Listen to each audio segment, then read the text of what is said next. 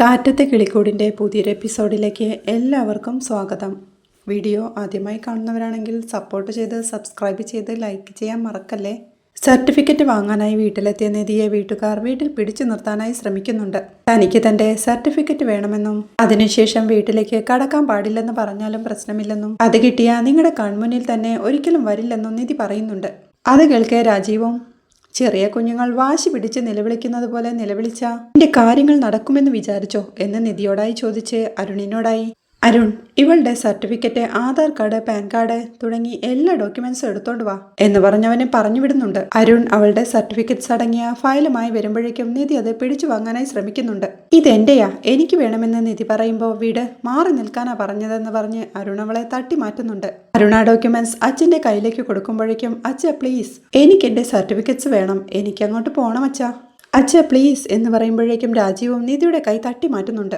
അദ്ദേഹം ആ ഫയൽ ഉയർത്തിപ്പിടിച്ച്, ഇതല്ലേ നിനക്ക് വേണ്ടത്, ഇത് വെച്ചല്ലേ നീ സ്വപ്നം കണ്ടതുപോലെ ജോലി ചെയ്ത് ജീവിക്കാൻ പോകുന്നത്, നിനക്ക് ഞാൻ 2 ഓപ്ഷൻസ് തരാം. ഈ സർട്ടിഫിക്കറ്റ്സ് നിനക്ക് വേണമെങ്കിൽ ഈ വീട്ടിൽ ഞങ്ങൾ പറയുന്നത് പോലെ ജീവിക്കണം, പകരം തിരിച്ച് ആ വീട്ടിലേക്ക് തന്നെ പോയി ആ റാസ്കലിന്റെ ഭാര്യയായി ജീവിക്കാനാണ് തീരുമാനമെങ്കിൽ ഈ സർട്ടിഫിക്കറ്റ്സും ID പ്രൂഫും ഒന്നുമില്ലാതെ നീ അങ്ങോട്ട് മടങ്ങും എന്നച്ഛൻ പറയുമ്പോഴേക്കും, അച്ഛ എന്തിനാ അച്ഛ ഇങ്ങനെ കാണിക്കുന്നേ, ഈ സർട്ടിഫിക്കറ്റ്സോ ID പ്രൂഫോ ഇല്ലാതെ എങ്ങോട്ട് പോയിട്ടും എനിക്കൊരു ഉപകാരവുമില്ല, ദയവ് ചെയ്ത് ഞാൻ പറയുന്നതൊന്ന് കേൾക്ക്, ഞാൻ അച്ഛൻ്റെ കാല് പിടിക്കാം, പ്ലീസ് അച്ഛാ, പ്ലീസ് ഞാൻ പറയുന്നത് കേൾക്ക്, പ്ലീസ് പ്ലീസ് അച്ഛാ, ഞാൻ ഇനി ഒന്നും ആവശ്യപ്പെടില്ലെന്ന് നിധി കൈകൂപ്പി പറയുമ്പോഴേക്കും, കൊടുക്കരുത് രാജീവേട്ടാ എന്ന് ഹേമയും പറയുന്നുണ്ട്. നീ കഷ്ടപ്പെട്ട് പഠിച്ചതൊക്കെ ശരിയാ, പക്ഷേ നിന്നെ പഠിപ്പിച്ചത് ഞങ്ങളാ, ഞങ്ങളുടെ ഒന്നും ആവശ്യമില്ലാതെ ഉപേക്ഷിച്ചു പോയവൾക്ക് ഞങ്ങളുടെ സർട്ടിഫിക്കറ്റ് എന്തിനാ എന്ന് ഹേമ ദേഷ്യത്തോടെ ചോദിക്കുന്നുണ്ട്. അമ്മേ അങ്ങനെ പറയല്ലേ അമ്മേ പ്ലീസ് എന്ന് നിധി കെഞ്ചുന്നുണ്ട്. രാജീവും ദേഷ്യത്തോടെ, എന്റെ ക്ഷമയെ നീ ഒരുപാട് പരീക്ഷിക്കരുത്, ഞാൻ നിനക്ക് 5 മിനിറ്റ് സമയം തരാം, അതിനുള്ളിൽ നിനക്കൊരു തീരുമാനം പറയാം എന്ന് പറഞ്ഞ് അവിടുന്ന് മാറിപ്പോകുന്നുണ്ട്. നിധിയും സങ്കടത്തോടെ കരഞ്ഞ്, അമ്മേ പ്ലീസ് അമ്മേ അച്ഛനോടൊന്ന് പറ എന്ന് പറയുമ്പോൾ, എനിക്കൊന്നും കേൾക്കണ്ട എന്ന് പറഞ്ഞ് ഹേമ ദേഷ്യത്തോടെ നിൽക്കുമ്പോഴേക്കും നിധി അരുണിന്റെയും ഹേമയുടെയും അടുത്തു ചെന്നെല്ലാം കരഞ്ഞു കെഞ്ചുന്നുണ്ട്. വീണ്ടും ദേഷ്യത്തോടെ നിൽക്കുന്ന രാജീവിനോടായി, പ്ലീസ് അച്ഛ അതെനിക്ക് താ, ഞാൻ അതുമായിട്ട് പൊയ്ക്കോളാം, പിന്നെ ഒരിക്കലും നിങ്ങളെ ശല്യപ്പെടുത്തില്ലെന്ന് പറയുമ്പോഴേക്കും രാജീവ് ആ ഫയൽ തുറന്ന് അതിലെ സർട്ടിഫിക്കറ്റ് എല്ലാം വലിച്ചെടുക്കുന്നുണ്ട്.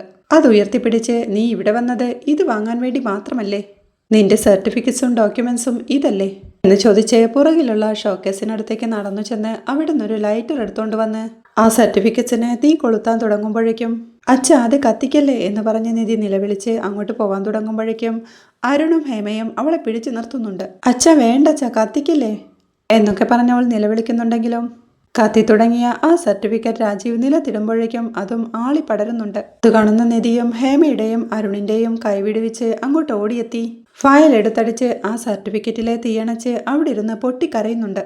അത് കാണെ ഹേമയും ദേഷ്യത്തോടെ, ഇനി എങ്ങനെയായി വീട്ടിൽ നിന്ന് നീ പോകുന്നതെന്ന് എനിക്കൊന്ന് കാണണം എന്ന് പറഞ്ഞ് പൊട്ടിക്കരഞ്ഞുകൊണ്ടിരിക്കുന്ന നിധിയെ പിടിച്ചു വലിച്ച് അരുണിനെയും സഹായത്തിനായി വിളിക്കുന്നുണ്ട്. അവർ രണ്ടുപേരും ചേർന്ന് അവളെ പിടിച്ചു വലിച്ചു കൊണ്ടുപോകുമ്പോഴേക്കും അവൾ അവരുടെ കൈ വിടുവിച്ച് വീണ്ടും രാജീവിന്റെ അരികിലേക്ക് ചെന്ന് ദേഷ്യത്തോടെ പറയുന്നുണ്ട്, ഞാൻ ചത്തുപോയിന്ന് കണക്കാക്കിക്കോളാൻ നിങ്ങൾ പല തവണയും പറഞ്ഞിട്ടുണ്ട്, നിങ്ങളെപ്പോലെ ക്രൂരമായി സംസാരിക്കാൻ എനിക്കറിയില്ല, പക്ഷേ ഒന്ന് ഞാൻ പറയാം, ഇനി മേലിൽ എനിക്ക് അച്ഛനോ അമ്മയോ ചേട്ടനോ ആരുമില്ല, ഞാൻ ഇനി മുതൽ ഒറ്റയ്ക്കാ, എനിക്കിനി സ്വന്തമോ ബന്ധമോ ഒന്നുമില്ല എന്ന് പറഞ്ഞ് കത്തി തീർന്ന ആ സർട്ടിഫിക്കറ്റിലേക്ക് നോക്കിക്കൊണ്ട്, ഇതെന്റെ ഭാവിയായിരുന്നു, ഇത് നിങ്ങൾ എന്റെ മുന്നിലിട്ട് കത്തിച്ചു കളഞ്ഞു, വേറെ എന്ത് മറന്നാലും ഇത് ഞാൻ മറക്കില്ല, ഇതിന് നിങ്ങൾക്ക് ഞാൻ ഒരു കാലത്തും മാപ്പു തരില്ല, ഇത് വെച്ച് ഞാൻ ജീവിക്കേണ്ടെന്ന് നിങ്ങൾ വിചാരിച്ചെങ്കിൽ അർത്ഥം നിങ്ങൾ എന്നെ കൊന്നു കളഞ്ഞു എന്നാച്ചാ, നിങ്ങൾ കത്തിച്ചു കളഞ്ഞത് ഈ സർട്ടിഫിക്കറ്റ് മാത്രമല്ല എന്റെ സ്വപ്നങ്ങൾ കൂടിയാ, ഇതിലും ഭേദം നിങ്ങൾ എന്നെ ജീവനോടെ കത്തിച്ചു കളയുന്നതായിരുന്നു എന്ന് പറഞ്ഞവൾ പൊട്ടിക്കരയുന്നുണ്ട്.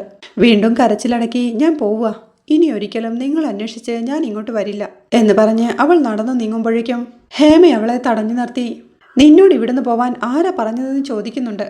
നിങ്ങളോട് ചോദിച്ചിട്ട് വേണോ എനിക്ക് പോവാൻ, ഇങ്ങോട്ട് വരാമെങ്കിലേ എനിക്ക് പോവാനും അറിയാം എന്നവൾ ദേഷ്യത്തോടെ പറയുന്നത് കേട്ട്, ഇനി പോയിട്ടെന്തിനാ, എല്ലാം കത്തി തീർന്നില്ലേ എന്ന് അരുൺ ചോദിക്കുന്നുണ്ട്. എനിക്കിനി എന്ത് ചെയ്യാനാവുമെന്ന് ഞാൻ കാണിച്ചു തരാം, എന്നോട് ഇങ്ങനെ ചെയ്തതോർത്ത് നിങ്ങൾ സങ്കടപ്പെടുന്ന ഒരു ദിവസം വരും, നോക്കിക്കോ, അന്ന് നിങ്ങൾ എന്നെ തേടി വരും എന്ന് അരുണിനോടായി പറഞ്ഞ് രാജീവിന് നേരെ തിരിഞ്ഞ്, ഈ വെണ്ണീറെടുത്ത് സൂക്ഷിച്ചു വെച്ചോ, നിങ്ങളായിട്ട് കൊന്നുകളഞ്ഞ മകളുടെ ചാരം എന്ന പേരിൽ ഒഴുക്കാൻ അവസാനം ഇതിരിക്കട്ടെ കയ്യില് എന്നവൾ ദേഷ്യത്തോടെ ഒച്ചയെടുക്കുമ്പോൾ, നിധി നീ അതിര് കടക്കുന്നു എന്ന് രാജീവൻ ഓർമ്മിപ്പിക്കുന്നുണ്ട്. ഇനി എനിക്ക് സംസാരിക്കാൻ അതിരുകളുടെ പേടി വേണ്ടച്ചാ, ആ ഭയവും ബഹുമാനവും ഭക്തിയും ഇന്നത്തോടെ തീർന്നു. ഇത്ര നാളും ഈ വീട് വിട്ട് പോയതിൽ എനിക്ക് കുറ്റബോധം തോന്നിയിരുന്നു. നിങ്ങളെന്നെ നാണം കെടുത്തിയല്ലോ എന്നൊരു തോന്നലുണ്ടായിരുന്നു.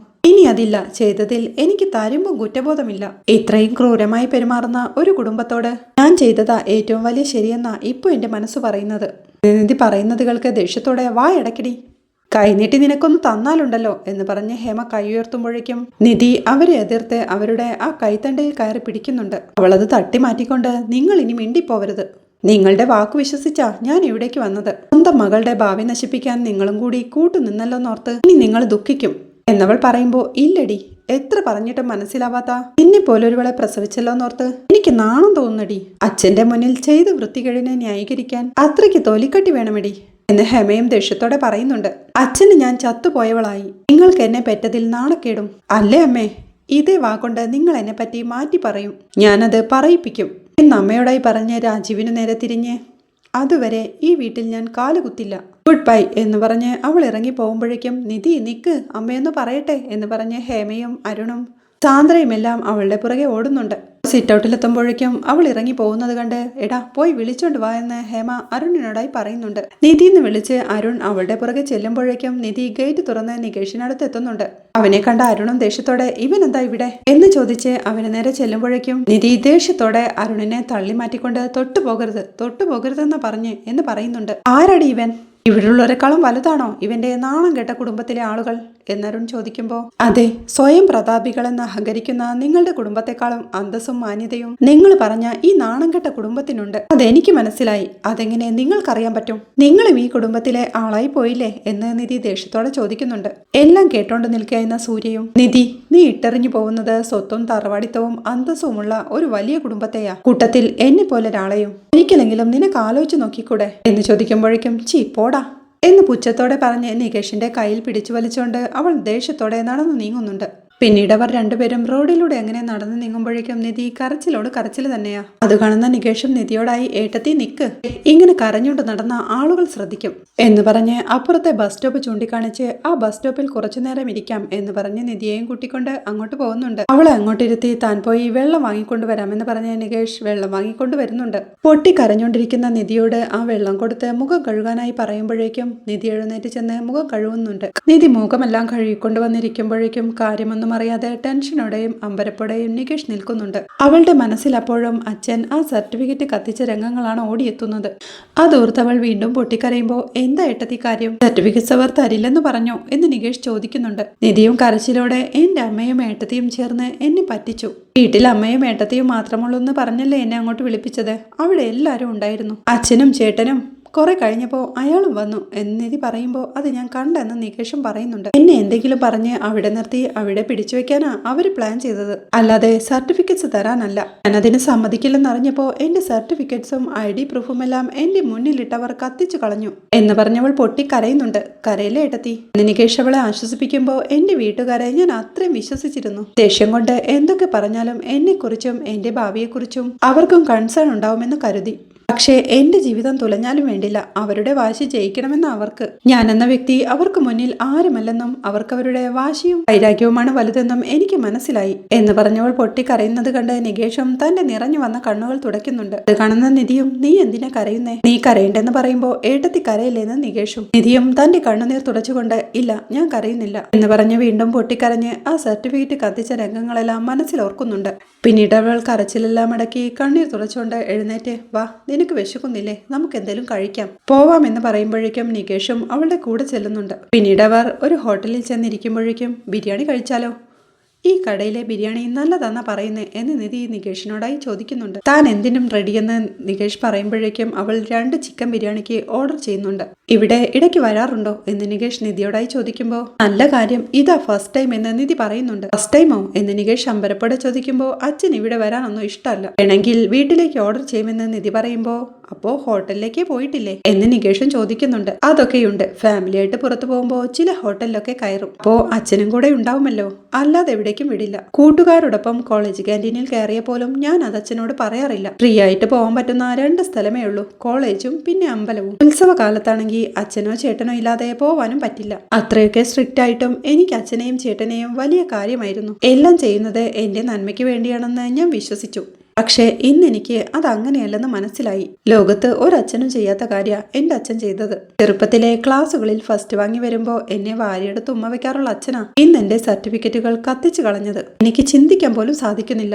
അവരെ എതിർത്ത് വീട് വിട്ടു പോകുന്നതിൽ എനിക്ക് ഒരുപാട് കുറ്റബോധം ഉണ്ടായിരുന്നു. ഒരുപാട് രാത്രികളിൽ ഞാൻ അതോർത്ത് കരഞ്ഞിട്ടുമുണ്ട്. പക്ഷേ ഇപ്പൊ എനിക്ക് അവരാരും വേണ്ടാന്ന് തോന്നി. ഇനി മുതൽ അതെന്റെ വീടല്ലെന്ന് പറഞ്ഞിട്ടാ ഞാൻ പോകുന്നത്. ആരുമില്ലെങ്കിലും ഞാൻ ഒറ്റയ്ക്ക് ജീവിച്ചു കാട്ടും എന്നവൾ പറയുമ്പോഴേക്കും അവർക്കുള്ള ചിക്കൻ ബിരിയാണി എത്തുന്നുണ്ട്. യേശും അവളോടായി, ഏട്ടത്തി, നിങ്ങൾക്ക് ആരുമില്ലെന്ന് പറയല്ലേ, ഞങ്ങളില്ലേ, ആ വീടില്ലേ, ഇനിയൊരിക്കലും അങ്ങനെ ചിന്തിക്കല്ലേ. അവളെ ആശ്വസിപ്പിക്കുമ്പോഴേക്കും ശരി, നീ കഴിക്ക്, എന്ത് വേണമെങ്കിലും വാങ്ങിക്കോട്ടോ, എന്റെ കാശുണ്ടെന്ന് നിധി പറയുന്നുണ്ട്. സുഭാഷേട്ടനും സുധീഷേട്ടനും എന്റെ കയ്യിലും ആവശ്യത്തിന് കാശ് തന്നാ വിട്ടത്. ഏട്ടത്തി കഴിക്കാൻ നോക്കെന്ന് പറഞ്ഞ് അവൻ ആ ബിരിയാണി അവളുടെ പ്ലേറ്റിലേക്ക് വിളമ്പി കൊടുക്കുന്നുണ്ട്. അവനും തന്റെ പ്ലേറ്റിലേക്ക് വിളമ്പി അവർ രണ്ടുപേരും കഴിക്കാൻ തുടങ്ങുമ്പോഴാണ് നികേഷിന്റെ മൊബൈൽ റിങ് ചെയ്യുന്നത്. ഹരീഷേട്ടനാ എന്ന് പറഞ്ഞവൻ ആ കോൾ അറ്റൻഡ് ചെയ്യുമ്പോഴേക്കും എവിടെയാടാന്ന് ഹരീഷ് ചോദിക്കുന്നുണ്ട്. ഇവിടെ ഉണ്ടെന്ന് നികേഷ് പറയുമ്പോ ഏട്ടത്തിയോ എന്ന് ഹരീഷും. എന്റെ കൂടെ ഉണ്ടെന്ന് നികേഷ് പറയുമ്പോ നിങ്ങൾ പുറപ്പെട്ടില്ലെന്ന് ഹരീഷ് ചോദിക്കുന്നുണ്ട്. ഇല്ല, ഇപ്പോ ഏട്ടത്തിയുടെ വീടിനടുത്തെ ഒരു ഹോട്ടലിൽ ഭക്ഷണം കഴിച്ചുകൊണ്ടിരിക്കുക. ഇത് കഴിഞ്ഞ് പുറപ്പെടുമെന്ന് നികേഷ് പറയുമ്പോ എടാ, അവിടെ കുഴപ്പമൊന്നുമില്ലല്ലോ എന്ന് ഹരീഷ് ചോദിക്കുന്നുണ്ട്. അത് കേൾക്കെ നികേഷും മൊബൈൽ മാറ്റി പിടിച്ചോണ്ട് അവിടെ പ്രശ്നം വല്ലതും ഉണ്ടോ എന്ന് ചോദിക്കുന്നു. എന്ന് പറയുമ്പോ അയ്യോ ഒന്നും പറയണ്ടെന്ന് നിധിയും. കേൾക്കെ നികേഷും മൊബൈൽ എടുത്തോണ്ട് ഇല്ലേട്ടാ ഒന്നുമില്ലെന്ന് പറയുമ്പോ ശരി, സൂക്ഷിച്ചു വാ എന്ന് പറയുമ്പോഴേക്കും ശരി എന്ന് പറഞ്ഞ് നികേഷും കോൾ വെക്കാനായി തുടങ്ങുന്നുണ്ട്. അപ്പോഴേക്കും ഹരീഷ് വീണ്ടും നികേഷിനെ വിളിച്ച് എടാ, ഏട്ടത്തിക്ക് ബസ്സിൽ വരുന്നതിൽ പ്രശ്നമൊന്നുമില്ലല്ലോ, ഉണ്ടെങ്കിൽ കാറ് ബുക്ക് ചെയ്യാമെന്ന് പറയുന്നുണ്ട്. ചോദിക്കാമെന്ന് നികേഷ് പറയുമ്പോൾ എന്തെങ്കിലും ആവശ്യമുണ്ടെങ്കിൽ വിളിക്കെന്ന് പറഞ്ഞ് ഹരീഷ് കോൾ വെക്കുന്നുണ്ട്. ഏട്ടത്തിക്ക് ബസ്സിൽ വരുന്നത് ബുദ്ധിമുട്ടാണെങ്കിൽ ഹരീഷ് ഏട്ടൻ കാറ് ബുക്ക് ചെയ്യാമെന്ന് നികേഷ് പറയുമ്പോൾ അയ്യോ അതൊന്നും വേണ്ട, നമുക്ക് ബസ് തന്നെ മതി എന്ന് പറഞ്ഞ് നിധി കഴിച്ചുകൊണ്ടിരിക്കുമ്പോഴാണ് നിധിയുടെ മൊബൈൽ റിങ് ചെയ്യുന്നത്. നിന്റെ ചേട്ടൻ തന്നെയാ എന്ന് നിധി പറയുമ്പോൾ ആര്, ഹരീഷ് ഏട്ടനോ എന്ന് നികേഷും ചോദിക്കുന്നുണ്ട്. അല്ല, സുധീഷാന്ന് നിധി പറയുമ്പോ ഇതെന്താ ഇങ്ങനെ മാറി മാറി വിളിക്കുന്നേ? അറ്റൻഡ് ചെയ്യുന്ന നികേഷും. അവൾ ആ കോൾ അറ്റൻഡ് ചെയ്യുമ്പോഴേക്കും സുഭാഷിന്റെ പണി സെറ്റിലായിരുന്ന സുധീഷും പുറപ്പെട്ടോ എന്ന് ചോദിക്കുന്നുണ്ട്. പുറപ്പെട്ടെന്ന് നിധി പറയുമ്പോ എവിടെ എത്തിയെന്ന് സുധീഷും. എവിടെയും എത്തിയില്ല, ഒരു ഹോട്ടലിൽ നിന്ന് ഭക്ഷണം കഴിക്കുക എന്നവൾ പറയുന്നത് കേൾക്കെ സന്തോഷത്തോടെ അപ്പോ വീട്ടിൽ നിന്ന് ഇറങ്ങിയല്ലേ, നേരെ ഇനി തിരുവനന്തപുരത്തേക്ക് തന്നെയല്ലേ എന്ന് ചോദിക്കുമ്പോ വേറെ എവിടെ പോവാനാ എന്ന് നിധിയും സംശയത്തോടെ ചോദിക്കുന്നുണ്ട്. വിഷം സന്തോഷത്തോടെ ശരി ശരി, അല്ല സർട്ടിഫിക്കറ്റ് എല്ലാം കിട്ടിയോ എന്ന് ചോദിക്കുമ്പോ ഇല്ല, തന്നില്ല എന്ന് നിധി പറയുന്നുണ്ട്. തന്നില്ലേ, അതെന്ത് പറ്റിയെന്ന് അവൻ ചോദിക്കുമ്പോ എല്ലാം വീട്ടിലെത്തിയിട്ട് പറയാമെന്ന് നിധി പറയുന്നത് കേൾക്കെ അല്ല വേറെന്തെങ്കിലും പ്രശ്നമുണ്ടായോ എന്ന് സുധീഷ് ചോദിക്കുന്നുണ്ട്. അത് അവരെന്നോട് തിരിച്ചു പോകണ്ടെന്ന് പറഞ്ഞു എന്ന് നിധി പറയുമ്പോ അത് ഞാൻ ഊഹിച്ചു, എനിക്കറിയായിരുന്നു അങ്ങനെ എന്തേലുമൊക്കെ പറയുമെന്ന്. സുധീഷ് ചിരിയോടെ പറയുമ്പോൾ ഞാൻ പറ്റില്ലെന്ന് പറഞ്ഞു എന്ന് നിധിയും പറയുന്നുണ്ട്. സന്തോഷത്തോടെ നന്നായി എന്ന് സുധീഷ് പറയുമ്പോൾ ബാക്കിയെല്ലാം അവിടെ വന്നിട്ട് പറയാം എന്നവൾ പറഞ്ഞ് വെക്കാൻ തുടങ്ങുമ്പോഴേക്കും പിന്നെ ഒരു മിനിറ്റ് സൂക്ഷിച്ചു വരണേ എന്ന് സുധീഷ് സ്നേഹത്തോടെ പറയുമ്പോഴേക്കും ശരി എന്ന് പറഞ്ഞ് നിധിയും കോൾ വെക്കുന്നുണ്ട്. സുധീഷ് സന്തോഷത്തോടെ അവിടെ പണി ചെയ്തുകൊണ്ടിരിക്കുകയായിരുന്ന സുഭാഷിനെ വിളിച്ച് സുഭാഷേട്ടാ കൈയിങ്ങുത്താ എന്ന് പറയുമ്പോഴേക്കും എന്തിനെ, കയ്യിൽ ചെളിയാടാ എന്ന് പറയുന്നുണ്ട്. അതൊന്നും സാരമില്ല, നിങ്ങൾ കൈ തന്നെ എന്ന് സുധീഷ് പറയുമ്പോൾ സുഭാഷ് കൈ നീട്ടുന്നുണ്ട്. ഇനി എന്റെ കൈ പിടിച്ചു കുലിക്കേ എന്നിട്ട് പറ കൺഗ്രാറ്റുലേഷൻസ് എന്ന് സുധീഷ് സന്തോഷത്തോടെ പറയുമ്പോഴേക്കും എന്താ കാര്യം എന്ന് സുഭാഷൻ ചോദിക്കുന്നുണ്ട്. സുഭാഷേട്ടാ നിധി വീട്ടിൽ നിന്ന് തിരിച്ചു, അവൾ അവിടെ നിൽക്കുന്നില്ലെന്ന് എന്നവൻ ആവശ്യത്തോടെ പറയുന്നത് കേട്ട് സുഭാഷും സന്തോഷത്തോടെ അവന്റെ കൈ പിടിച്ചു കുലുക്കി. ഞാൻ അപ്പോഴേ പറഞ്ഞില്ലേ ആ കുട്ടി തിരിച്ചു വരുമെന്ന് എന്ന് ചോദിക്കുന്നുണ്ട്. എന്റെ സുഭാഷേട്ടാ നിങ്ങളുടെ നാവ് പൊന്ന, ഒരു സംശയമില്ലെന്ന് പറഞ്ഞ് സുധീഷും അവിടെ തന്നെ സന്തോഷത്തോടെ നിൽപ്പുണ്ട്. ഹോട്ടലിൽ നിന്നിറങ്ങിയ നിധിയും നികേഷും റോഡിലൂടെ നടന്നു പോകുമ്പോൾ സൂര്യ തന്റെ കാറിൽ അങ്ങോട്ടെത്തി. ഗ്ലാസ് താഴ്ത്തി ചിരിയോടെ നിധി എന്ന് വിളിക്കുന്നിടത്താണ് ഇന്നത്തെ എപ്പിസോഡ് അവസാനിക്കുന്നത്. വീഡിയോ ഇഷ്ടമായാൽ സപ്പോർട്ട് ചെയ്ത് സബ്സ്ക്രൈബ് ചെയ്ത് ലൈക്ക് ചെയ്യാൻ മറക്കല്ലേ.